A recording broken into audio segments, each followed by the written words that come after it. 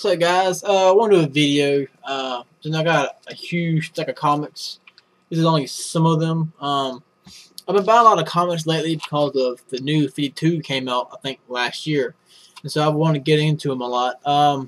Especially because of TV shows like Young Justice got my interest back into the series again for DC Comics.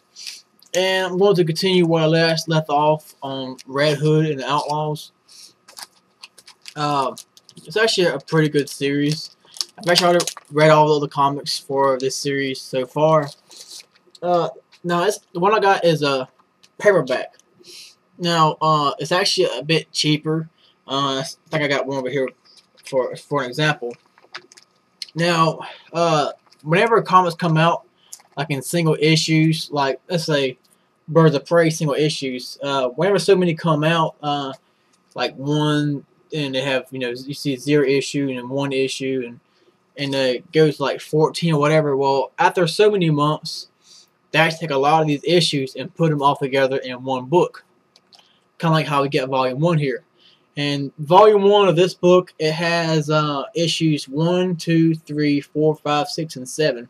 Now, there's a paperback version normally for these comics, and there's a hardcover book, like how this Batgirl one is. Hardcover.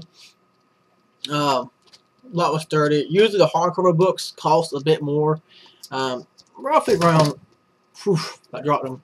Roughly about $15 more. They're not too expensive. I think I got this here about for 12 bucks for this. The Batgirl cost me about 14 bucks. Now it depends on how popular the comics are. Sometimes they're not as popular. They might not sell as good, but they still do pretty good. And Volume 1, it has a lot of stuff happening in this.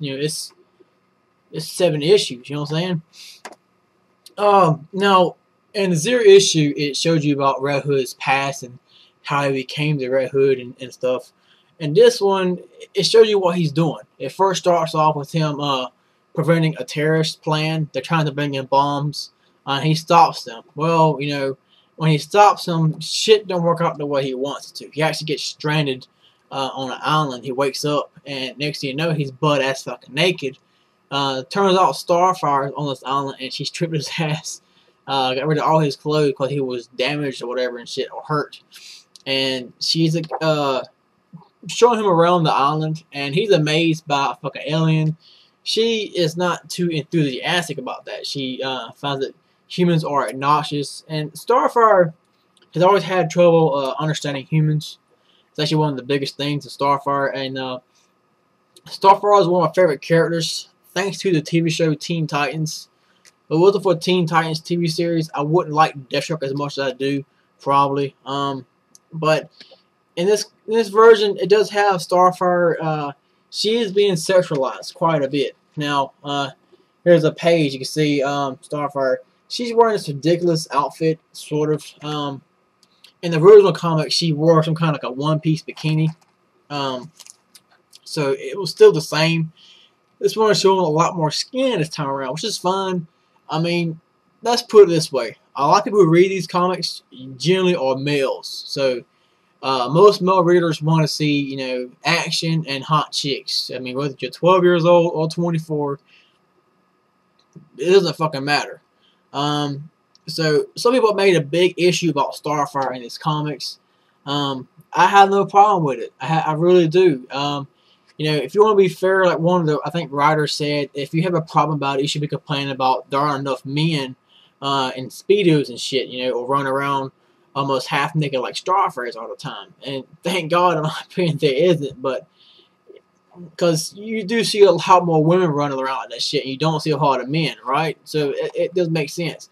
But anyways, Starfire is just showing him around, and it turns out she doesn't actually have a full memory. She seems to have lost her memory. And she shows Justin Todd a few costumes of, I think, Nightwing. And he actually brings back memories of him with Nightwing and shit. And, well, they end up pretty much having sex in this comic book, which is not shown, but they're fucking sleeping in the same bed and shit, at the end of the comic. It's kind of funny how this shit happens. Starfire doesn't really care about, you know, to her, sex is like a thing. It's a fling. It's just you do what the fuck you want to. And that's pretty much it. You're trying to get to know the characters for the first couple issues. Now the next issue too, Arsenal is in jail, prison, and Red Hood's gonna go out and save him. Now he goes out and saves him. It is a really funny way of going about it. And Starfire really is a powerful member of this team. I mean, she can destroy tanks with fucking ease with her star bolts. She really is a strong and powerful character. And she's not being tied up. She's between Arsenal and Red Hood. She's a powerful one of the bunch. She's a lot stronger than any one of these guys. Which to be expected. She's a fucking alien. And we're also going to see a few new characters in this book. I say, the drawing is done really well. It even explains some more back history on Jason Todd. I originally had no idea he was involved in all this magical shit. And he really is. Talia al Ghul actually saved him. She actually threw him into the Lazarus pit. And he gets trained by the secret society. And he's being told by a friend that this place got attacked and they need his help. And he's gone the way to help him out.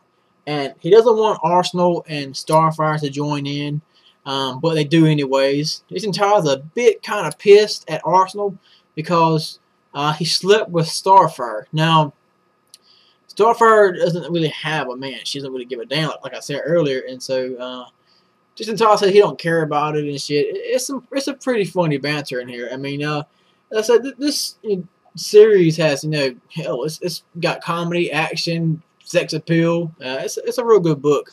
It's kind of hard to review an entire fucking volume. It's a lot of them comics and shit. But anyways, Starfire gets found out by a guy called Crux, a fucking alien, and it's kind of weird. Okay, it's a little boy sees a picture of Starfire on the beach, takes a picture of her and uploads it to the internet, and boom, she's being attacked by this fucking giant ass bat guy.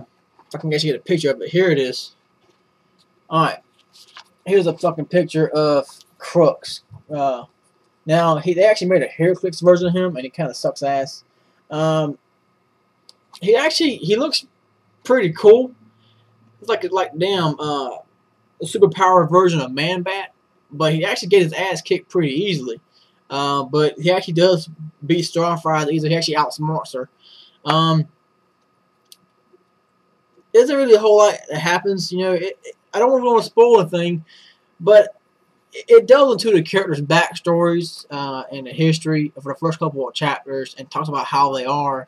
And it's got some good action, man. It's a real good book. If you want to, interested into this series, I recommend buying it.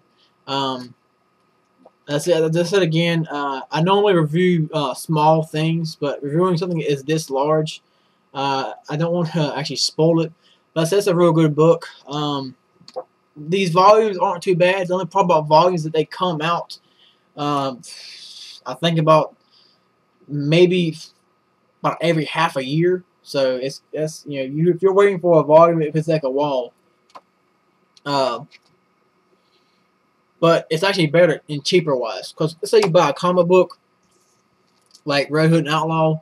A lot of times, people who actually charge you single item shipping.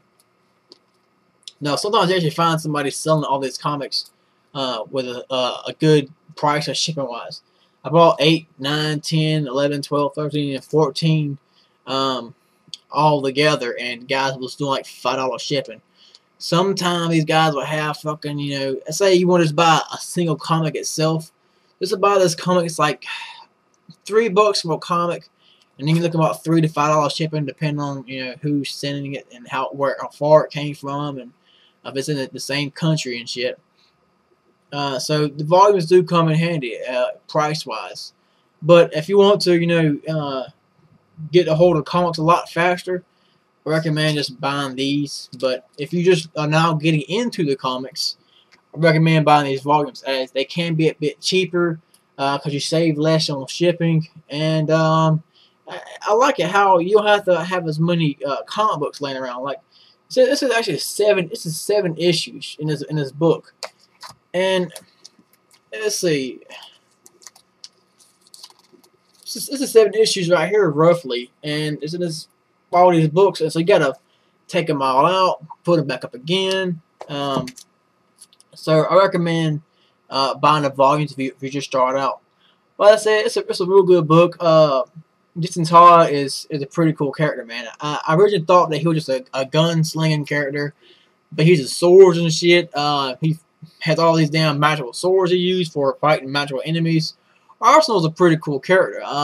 He was fighting this giant-ass monster one time, and he was having the time of his life. Arsenal's like a really real character. He's fucking funny as hell, man. And Starfire is just I guess you could say a perfect 10 alien chick who likes to have sex, and that's pretty much it. If you remember Starfire from Teen Titans, the cartoon series, you're not going to remember the same one, because in that Teen Titans TV series, never did the Starfire justice. She was